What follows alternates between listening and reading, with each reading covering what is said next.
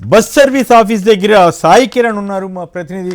సాయి కిరణ్, చెప్పండి, ఏమిటి ఆ బస్ సర్వీస్ ఆఫీస్ వాళ్ళు ఆఫీస్ తెరిసే ఉందా లేదా, అసలు వాళ్ళు ఏమైనా రెస్పాండ్ అవుతున్నారా? వేమూరి వేమూరి కావేరి అంట, Vemuri Kaveri travels bus DD number Diu Daman అంట, డిడి అంటే 01N9490 బస్సు ఇది డయ్యూ డామన్లో రిజిస్టర్ అయిందంట. ఇక్కడ తిరుగుతూ ఉంటుందట. ట్యాక్సులు మాత్రం మరి అక్కడ ఎందుకు రిజిస్టర్ చేస్తున్నారు? అప్పట్లో నాగాల్యాండ్లో రిజిస్టర్ చేసి ఇక్కడ తిప్పుతున్నటువంటి బస్సులు, చాసిస్లు వీటిని పట్టుకున్నారు. మరి దీంట్లో కూడా ఏమైనా స్కామ్ ఉందో లేదో తెలియదు కానీ. బట్ సాయి కిరణ్, చెప్పండి, ఏమిటి అక్కడ బస్ సర్వీసు సంబంధించిన వాళ్ళు ఎవరైనా ఏమైనా మాట్లాడుతున్నారా? అసలు ఏంటి అక్కడ పరిణామాలు ఏంటి? సార్, ఇక్కడ పరిస్థితి మాత్రం చాలా నిర్లక్ష్యంగానే కనిపిస్తుంది. ఉదయం 6 గంటల నుంచి కూడా మనం ఇక్కడ ఉన్నాము. వాళ్ళ ప్రతినిధులు ఎవరు కూడా ఇక్కడ అందుబాటులో లేరు. ఇంత పెద్ద ఘోర ప్రమాదం జరిగినప్పుడు హైదరాబాద్ ఆఫీస్లో ఎవరైనా ఒకరు అందుబాటులో ఉండాలి, ఇక్కడ ఉండి చెప్పాల్సినటువంటి పరిస్థితి. కానీ మొత్తం కూడా షట్టర్ క్లోజ్ చేసుకొని వాళ్ళ ప్రతినిధులు తాళం వేసుకొని కూడా వెళ్ళిపోయినటువంటి పరిస్థితి. అయితే మనం ఇక్కడ బస్సు సంబంధించి ఫిట్నెస్ వ్యాలిడిటీ కూడా లేనట్టు మనకి బస్సు రిజిస్ట్రేషన్స్లలో కూడా కనిపిస్తుంది. బస్సు ఫిట్నెస్ కూడా కాలం చెల్లింది.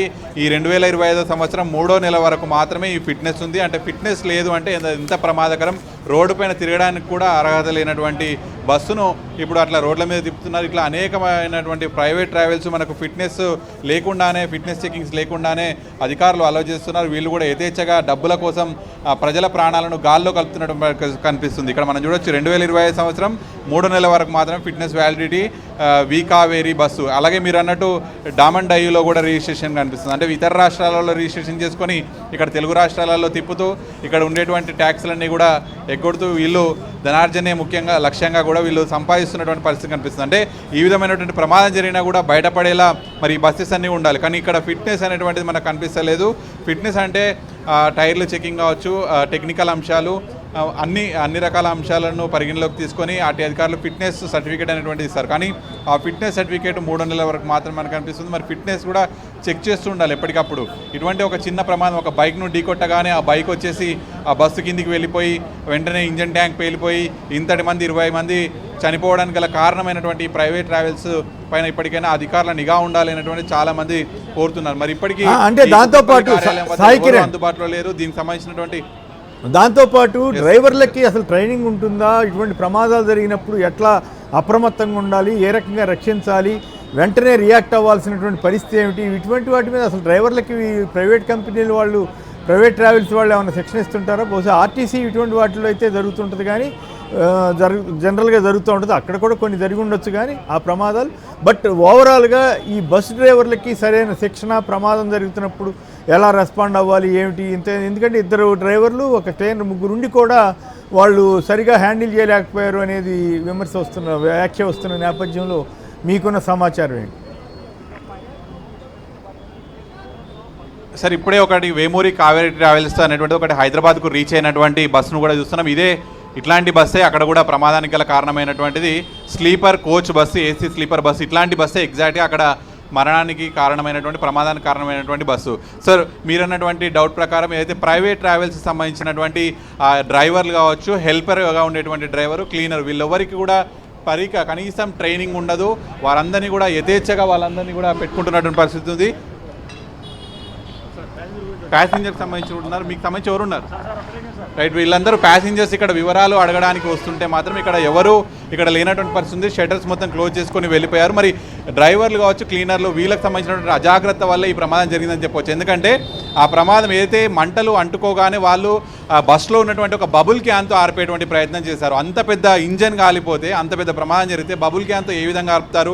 పెద్ద ఫైర్ ఇంజన్లు వస్తేనే ఆ బస్సులు ఆ మంటలైనటువంటి తగ్గవు. కానీ కేవలం ఒక బబుల్ క్యాన్తో ఆర్పాలనేటువంటి ప్రయత్నం అనేటువంటిది ఈరోజు 20 మంది ప్రాణాలను గాల్లోకి కల్పిందని చెప్పొచ్చు. వాళ్ళందరినీ వెంటనే అప్రమత్తమై వాళ్ళందరినీ గాఢ నిద్రలో ఉంటారు. 3:30 గంటల కంటే మంచి నిద్రలో ఉంటారు వాళ్ళందరినీ లేపి కిందికి పంపిస్తే మరి ఈ ప్రమాదం జరిగి ఉండకపోయేది. మరి ఈ ప్రమాదం జరగడానికి కారణం వాళ్ళు నిర్లక్ష్యం అనేది చెప్పొచ్చు. ఆ మంటలను ఆర్పుదామనుకొని వాళ్ళు అనుకోవచ్చు. స్లీపర్ కోచ్లో కొంచెం గబాలను దిగాలంటే కూడా పెద్ద వయసు వాళ్ళు కానీ ఇతరత్ర పిల్లలు కానీ దిగాలంటే కూడా కొంచెం టైం పడుతుందంట కదా. అందువల్ల ముందుగా జాగ్రత్త పడకపోతే ఇటువంటి చాలా ప్రమాదకరంగా మారుతాయని ఈ అనుభవం చెబుతోందా? ట్రావెలర్స్ ఖచ్చితంగా స్లీపర్ కోచెస్ ఇవన్నీ ఉన్నప్పుడు వాళ్ళు వెంటనే తప్పించుకోవడానికి ఎవరైతే ప్రయాణికులు ఉంటారో వెంటనే తప్పించుకోవడానికి కూడా అవకాశం ఉండదు. ఎందుకంటే మామూలు రెగ్యులర్ డిస్ట్రిక్ట్ బస్సెస్ అవన్నీ కూడా చూస్తే కొంచెం ఓపెన్గా ఉంటాయి. బట్ ఈ స్లీపర్ కోచెస్ మొత్తం క్లోజ్డ్గా ఉంటాయి. ఇంతటి ప్రమాదం జరిగినప్పుడు వెనకాల కూర్చున్నటువంటి వీళ్ళందరూ కూడా వాళ్ళందరికీ అవగాహన ఉండదు. అక్కడ ఏదైతే ఎమర్జెన్సీ ఎగ్జిట్స్ ఉంటాయి వాటి నుంచి పారిపోవాలి, తప్పించుకోవాలనేటువంటి ఉండదు. అలాగే ఈ ప్రమాదం జరిగినప్పుడు కూడా 3:30 గంటల సమయం అవుతుంది. అంటే అప్పుడు మంచి నిద్రలో ఉంటారు. బెంగళూరు వరకు వెళ్ళారు కాబట్టి వాళ్ళు అప్పటికే హైదరాబాద్ దాటగానే పడుకునేటువంటి పరిస్థితి ఉంటుంది. మరి ఆ పడుకున్నటువంటి వారిని లేపాలి అనేటువంటి అదైతే ఆ దృష్టి అనేటువంటి వాళ్ళకు ఎవరైతే ఆ డ్రైవర్ కావచ్చు హెల్పర్ వీళ్ళకు ఉండాలి. కానీ వాళ్ళు అక్కడ లేపకపోవడం వల్లనే వాళ్ళంతా గాఢ నిద్రలోనే పైలోకాలకు వెళ్ళిపోయినటువంటి పరిస్థితి. ఎవరైతే కొంత అప్రమత్తంగా ఆ స్మోక్ను కావచ్చు, ఆ పొగను, ఆ మంటలను గ్రహించారో వాళ్ళు ఒక 20 మంది బయటపడ్డారు. ఇందాకనే ఎవరైతే కర్నూలు కలెక్టర్ చెప్పినటువంటి వివరాల ప్రకారం మొత్తం 41 మంది ట్రావెలర్స్ అందులో ఉన్నారు. 21 మంది డేటా వచ్చింది, 20 మంది డేటా రావాల్సి ఉంది అనేటువంటిది కలెక్టర్ చెప్తున్నటువంటి విషయం.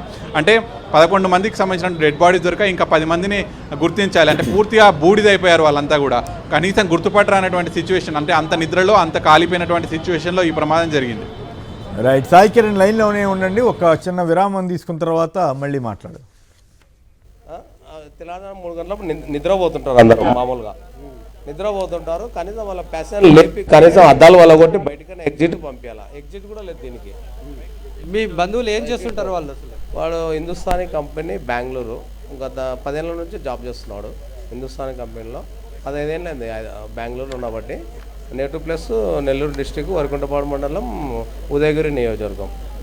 డ్రైవరు అలర్ట్ చేసి ప్రయాణికులను కానీ అవేర్నెస్ తీసుకొచ్చింటే పూర్తిగా ఈ యొక్క ప్రమాదం తప్పిదంటారా? డ్రైవర్ కనీసం దీంట్లో ఒక్కరు ఇద్దరు చనిపోవాల్సిన దీంట్లో 20 మంది చనిపోయినారు. డ్రైవర్ కానీ అలర్ట్ చేస్తే అద్దాలు పలగొట్టింటే 100% దీంట్లో పెద్ద పలగొట్టడం కూడా అద్దాలు పెద్ద విషయం కాదు. ఎగ్జిట్ డోర్ కూడా లేదు దీనికి. రిజిస్ట్రేషన్ చూడండి, అది డీడీ రిజిస్ట్రేషన్. అసలు పర్మిషన్ లేదు మన ఏపీ తెలంగాణలో లేదు. అది డీడీ 01 ఉంది. అది వాస్తవంగా దాని పర్మిషన్ లేదు.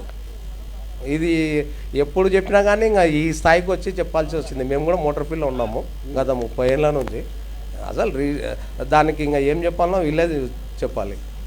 డీడీ అంటే ఏంటో వివరాలు అడగండి. పూర్తి స్థాయిలో ఇటువంటి బస్సులు ఎక్కాలా ఏంటిది తెలియదు వానికి వాడు నీకు కావేరి మామూలుగా తెలంగాణ బస్సులు, ఏపీ బస్సులు ఎక్కుతున్నాయి సూపర్ లగ్జరీ. అంటే ఈ డీడీ అంటున్నారు కదా, రిజిస్ట్రేషన్ అంటున్నారు కదా, దీని గురించి కొద్దిగా చెప్పగలుగుతారా? దీనికి పర్మిషన్ లేదు ఏపీలో. ఎక్కడో రిజిస్ట్రేషన్ చేసుకొని దీన్ని స్లీపర్. ఇది ఆల్రెడీ కొత్తకోట జరిగిన తర్వాత అప్పుడు కొత్తకోటలో అంతమంది చనిపోతేనే మొత్తుకున్నారు. మేము చెప్పడం పెద్ద విషయం కాదు, సామాన్య మానవుడు.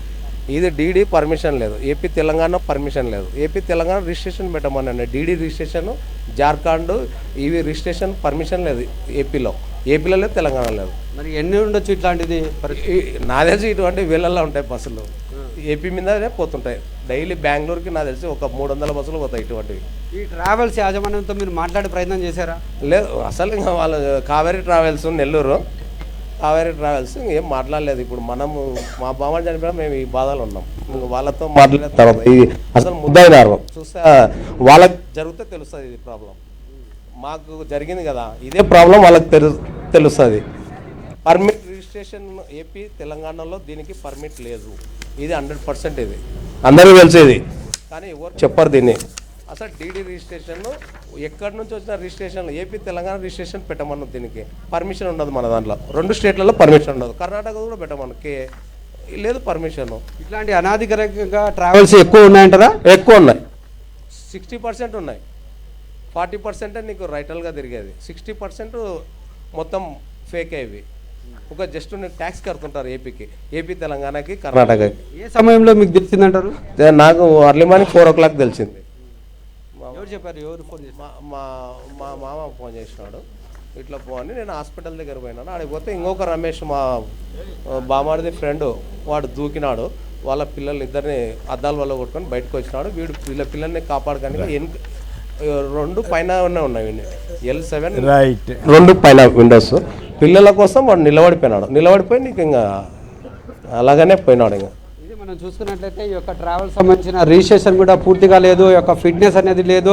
అనధికారికంగా ఇటువంటి ట్రావెల్స్ బస్సులు రోడ్ల మీదకి రావడం వల్లనే ఈ యొక్క ప్రమాదాలు చోటు చేసుకున్నాయంటూ ఈ యొక్క బాధిత కుటుంబ సభ్యులు చెప్తున్న పరిస్థితి కనపడుతుంది. మొత్తం మీద వారికి సంబంధించిన కుటుంబంలోనే భార్య భర్తతో పాటు 2 పిల్లలు పూర్తి స్థాయిలో ఆహుతి అయిన పరిస్థితి కనపడుతుంది. మొత్తం మీద చూసుకున్నట్లయితే ఈ యొక్క ప్రైవేట్ ట్రావెల్ సంబంధించిన ఈ యొక్క బస్సు యాజమాన్యం కూడా పూర్తి స్థాయిలో ఈ యొక్క ప్రికాషన్స్ తీసుకోపోవడం వలన ఇటువంటి సంఘటనలు జరిగినప్పుడు ఏ విధంగా ఆ యొక్క ఎస్కేప్ కావాలి, ఏ విధంగా ఆ యొక్క ప్రయాణికుల యొక్క ప్రాణాలు కాపాడాలనేది ఆలోచన లేకపోవడం వలన అనాధికారికంగా ఈ యొక్క రిజిస్ట్రేషన్ లేని బస్సులను పూర్తిగా రోడ్ల మీదకి తీసుకురావడం వలన ఇటువంటి ప్రమాదాలు జరుగుతున్నాయనేది ఇక్కడున్న ఏదైతే బాధిత కుటుంబ సభ్యులు ఆరోపిస్తున్న పరిస్థితి కనపడుతుంది. మొత్తం మీద ఈ యొక్క ద్విచక్ర వాహనాన్ని ఢీ కొనడంతోనే ఈ యొక్క ప్రమాదం చోటు చేసుకుంది. అది ఆ యొక్క ప్రమాదంలో అల్లటయ్యి పూర్తిగా ఆ యొక్క దాన్ని కంట్రోల్ చేసుకుంటే కూడా ఇంత ప్రమాదం అయితే తప్పే పరిస్థితి అయితే కనపడుతుంది. ఓకే రైట్, మరి ఒకసారి మాట్లాడదాం, ఇంకా మిగతా సమాచారం కూడా సేకరిద్దాం. ఇక